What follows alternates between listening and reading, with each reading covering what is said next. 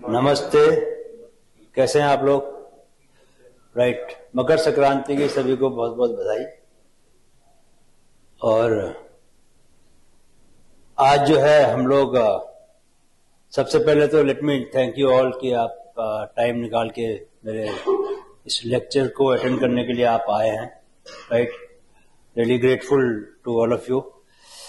तो आज का जो सब्जेक्ट है वो बहुत इंटरेस्टिंग है और मुझे लगता है कि मेरी अपनी लाइफ में इस हैबिट्स का बहुत बड़ा रोल रहा है।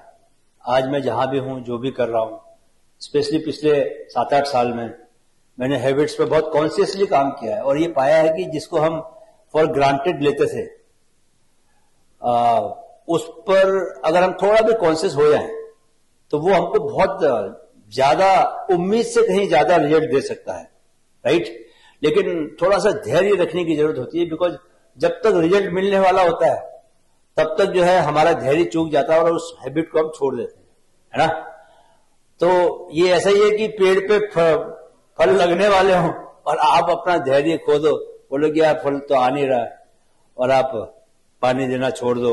या जैसे बीज को हम जब बीज को पानी देते हैं, ये जो बैम्बू होता है चाइनीज बैम्बू में एक कहानी ये है कि उसको जब हम जमीन में डालते हैं और पानी देते हैं तो वो वेट करते हैं कि बाहर आएगा, वो आता नहीं है। पहला साल पूरा साल चला जाता है, वो आता ही नहीं है। दूसरे साल भी हम पानी डालते थे तो फिर भी नहीं आता वो। तीसरे साल भी दिखता ही नहीं है कि ऊपर सतह पर लगता है कि पानी पता नहीं कहां जा रहा है, पाताल में जा रहा है पानी, आता ही नहीं है। चौथे साल भी नहीं आता। 5 साल जब पूरे हो जाते हैं तब जाके वो निकलता है। राइट, तो बहुत लोग तो उससे पहले ही पानी देना छोड़ देते हैं, लेकिन जो देखते रहते हैं वो ये देखते हैं कि 5वें साल जब वो निकलता है उसके 6 महीने में ही वो 90 फीट की हाइट पर पहुंच जाता है। It doesn't take time, much time. ऐसी एक हैबिट जब रिजल्ट देना शुरू करती है तो आपको ताबड़तोड़ रिजल्ट देती है, ताबड़तोड़ सफलताएं देती है आपको। जैसे फिटनेस की बात है तो मैं पिछले 12 साल से मैराथन दौड़ रहा हूं। तो दौड़ने से पहले तो ऑब्वियसली मैंने अभ्यास किया होगा, एक हैबिट बनाई होगी। सुबह उठ के मैंने दौड़ने जाना शुरू किया होगा। पहला दिन रहा होगा कोई जिस दिन मेरे मन में ये इंटेंशन आया होगा कि मेरे को मैराथन दौड़ना है और मैं घर से निकला हूंगा। राइट, पहला दिन था, मुझे याद है कि मैं नवी मुंबई में था और मैं पहले दिन 10 किलोमीटर बहुत धीरे धीरे दौड़ के आया और मुझे बहुत तकलीफ हुई, पैरों में दर्द हुआ बहुत ज्यादा। बट वो दिन और आज का दिन, आज मैं सुबह 15 किलोमीटर दौड़ा, बहुत तेज दौड़ा और मुझे कुछ भी नहीं हुआ। मतलब I am as fresh as you are.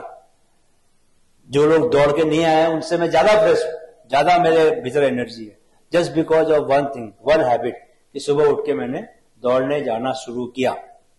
So habit के बारे में, first you make habit then the habits make you. नहीं, कितनी सही बात है। और आज हम जो दूसरी जो बात लिखी हुई है कि आप जो अच्छी हैबिट्स है, बुरी हैबिट्स है, सब बाहर निकलना चाहते हैं बुरी हैबिट से, लेकिन बुरी हैबिट से बाहर निकलने के लिए आपको कुछ ना कुछ रिप्लेस तो करना पड़ेगा। सो आप उनको अच्छी हैबिट से रिप्लेस करें तो ये बात बनेगी। आज इस बात को लेकर आप लोग समझ लीजिए कि हैबिट्स पर कुछ बातें ऐसी होने वाली हैं, आपको बहुत हैरानी होने वाली है। ओह अच्छा, ऐसा, अरे ये तो पता ही नहीं था हमें। हम तो सोचते थे हैबिट मजाक है, लेकिन हैबिट बनाने के पीछे इतना साइंस है और माइंड इतना बड़ा काम करता है। ये सब बातें मैं कुछ बताने वाला हूं आपको। तो हैबिट्स तक पहुंचने से पहले आपको मैं ह्यूमन माइंड के बारे में बता दूं। 3 बातें हैं। ये जो माइंड के 3 एजेंडाज होते हैं। पहला एजेंडा माइंड का होता है सेव एनर्जी का, दूसरा अवॉइड पेन और तीसरा सीक प्लेजर। तो पहला क्या है, सेव एनर्जी। क्या, माइंड हमारी बॉडी का 2% वेट जो है माइंड का रहता है। 1.5 kg से लेकर 2 kg तक का हमारा ब्रेन है, इसका वेट है पूरी बॉडी का। राइट, अच्छा मैं ये चाहूंगा कि आप लोग बहुत अलर्ट रहें बोले तो हो सकता है मैं सवाल भी पूछ लूं किसी से, तो माइंड को बड़े अलर्ट मोड में रखें। माइंड को ऐसे शिथिल मत होने दें कि सर वन साइडेड लेक्चर चलता रहेगा, हम लोग सुनते रहेंगे, 1 घंटा से टाइम पास हो जाएगा। सो इस मोड में न रहें, इस मोड में रहें कि यार सर कभी भी हमसे कुछ पूछ सकते हैं, इंगेज करके रख सकते हैं हमसे, तो हमें जवाब देना पड़ सकता है कि क्या मैंने बताया, मैं आपसे पूछ सकता हूं कि मैंने क्या बताया, can you please explain it. So इसलिए माइंड को अलर्ट मोड में रहें, बॉडी को भी अलर्ट मोड में रखें, राइट। उससे आपके जो ग्रेस्पिंग पावर है वो ज्यादा रहेगी और आप ज्यादा कॉन्सेप्ट को समझोगे, राइट।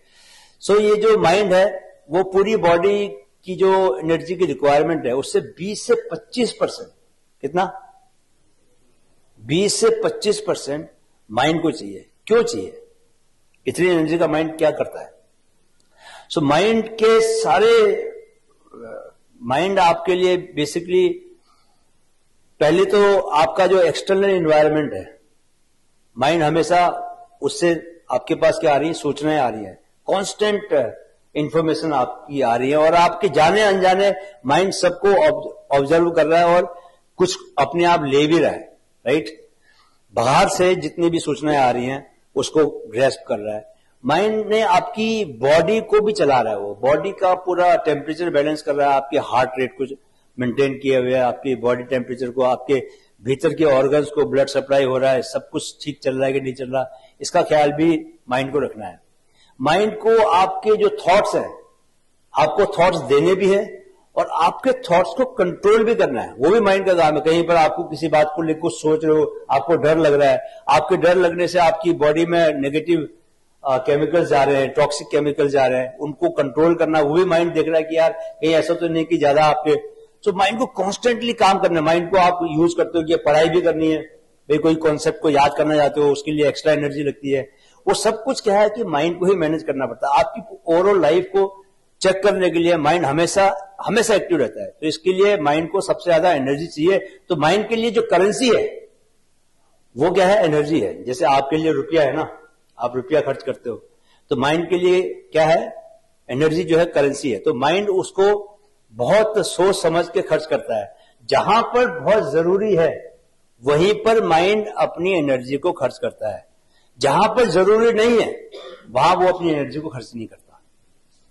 तो इस बात को समझो कि अगर आप एक नॉन एनवायरनमेंट में रहते हो, जैसे जिस घर में आप रहते हो, रोज आप 20 साल से उस घर में रह रहे हो, तो उस घर में आप दरवाजे से घुस जाते हो, आपको उस कोने अंतरे सब पता होते हैं कि कहां पर कितनी डिस्टेंस है, टेबल का कोना कहां पर है, यहां से निकलना है, बाथरूम का दरवाजा कैसे है, कहां पे क्या चीज रखी है, तो आप उसके हिसाब से यूज करते हो उसको। आपको कोई डर नहीं रहता क्योंकि आपके माइंड ने क्या किया, उसको यूज टू हो गया उसका।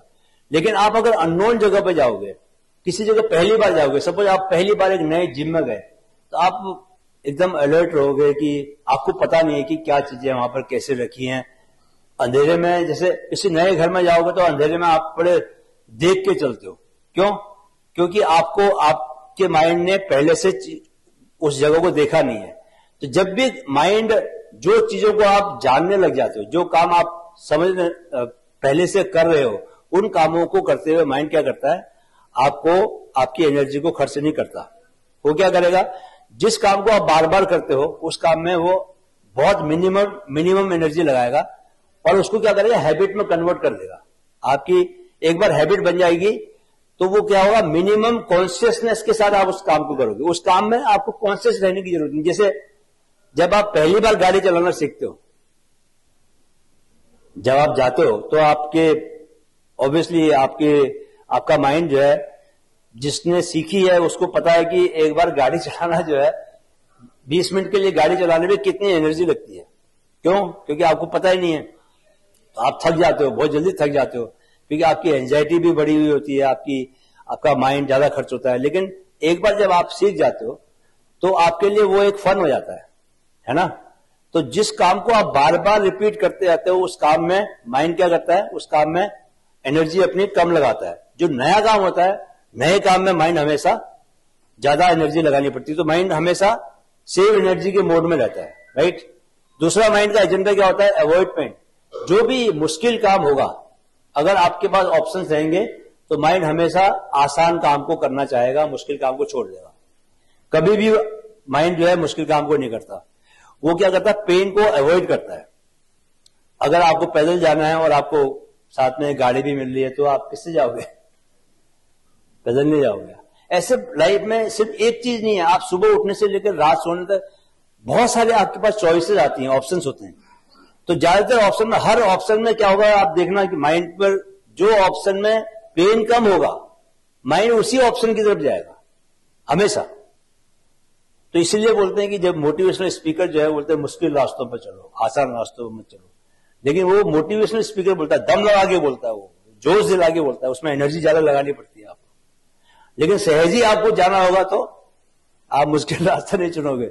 वो माइंड वो आप नहीं कर रहे, वो आपका माइंड कर रहा है। वो माइंड की ऐसी ट्रेनिंग है, माइंड का ऐसा स्वभाव है। इसलिए 99% लोग जो है वो, उनका माइंड चूंकि वैसे काम करता है, इसलिए वो हमेशा पेन वाले रास्ते को पर नहीं जाते।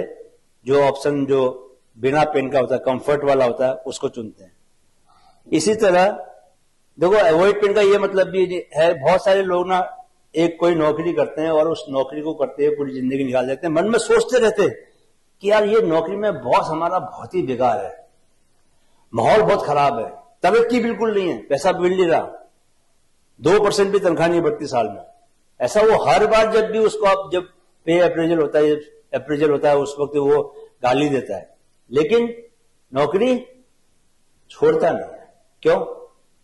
क्योंकि जब छोड़ेगा तो चेंज होगा ना, तो चेंज को रेजिस्ट करता है। बिकॉज उसके पता नहीं, वो पेनफुल रास्ता भी हो सकता है, वो कंफर्टेबल रास्ता नहीं है, वो कंफर्ट को तोड़ना है। सो कंफर्ट को नहीं तोड़ता है इंसान, क्योंकि माइंड क्या करता है, पेन को अवॉइड करता है। तीसरा जो है माइंड का है सीक प्लेजर। वो जहां भी आपको मिलेगी चॉकलेट तो आप मुंह में डाल लोगे उसको, नहीं? आप डाइट पे हो लेकिन अगर चॉकलेट है दिख गई तो भूख लगी तो आप खा लोगे उसको। तो कोई भी प्लेजर का मौका आपको मिले तो माइंड कोशिश ये करता है कि आप प्लेजर वाले रास्ते पर ज्यादा बढ़ो, पेन वाले रास्ते पर न बढ़ो, नहीं? तो जितने भी आप ये देखो कि सबसे बड़ा जो हैबिट बनाने के लिए जो मुश्किल आती है वो यही आती है कि आपको ये जो माइंड के तीनों एजेंडा हैं इनको समझना पड़ता है। एक बार जब आप तीनों एजेंडा को समझ गए कि माइंड जो है वो इस तरह से काम करता है, तो आप फिर क्या करोगे, आप अपने हिसाब से चीजों को समझ सकते हो कि अपने खुद के बिहेवियर को जान सकते हो कि आपका बिहेवियर कैसा है। आप अपने बिहेवियर को ऑब्जर्व करके समझ सकते हो कि इस वक्त आपका माइंड किस ढंग से काम कर रहा है, और उसको जो आपने टारगेट किया है, जो भी हैबिट टारगेट की है कि आपको ये हैबिट बनानी है, तो उसमें आप माइंड को भी यूटिलाइज करोगे, क्योंकि माइंड की फंक्शनिंग को आप समझ जाते हो। जब तक आप किसी चीज की फंक्शनिंग को नहीं समझोगे, उसको अपने हिसाब से यूज कर पाओगे, नहीं कर पाओगे ना। तो एक बार फंक्शनिंग समझ गए, पता है कि माइंड ऐसे काम करता है, इसके लिए आप अपने खुद के रूल्स बनाओगे। तो आज हम कुछ भी नहीं तो ऐसा चाहेंगे कि कम से कम हर व्यक्ति दो अच्छी हैबिट्स वो यहां पर अपने लिए चुने और 2 हैबिट्स पर काम करना शुरू करें। और जब तक वो हैबिट का मतलब होता है कि हम बोलते हैं कि मिनिमम 66 डेज तक वो काम को अगर उसने किया तो हम उसको एक तरह से बोलते हैं कि यार ये इसका हैबिट बन गया। 65 डेज तक भी किया और फिर छोड़ दिया तो फिर उसको, ऐसा स्टडी आया है, ऐसा यूनिवर्सिटीज में स्टडी हुआ है कि किसी भी चीज को अगर हम 66 डेज तक करते हैं तो ये माना जाता है कि वो it has become your habit.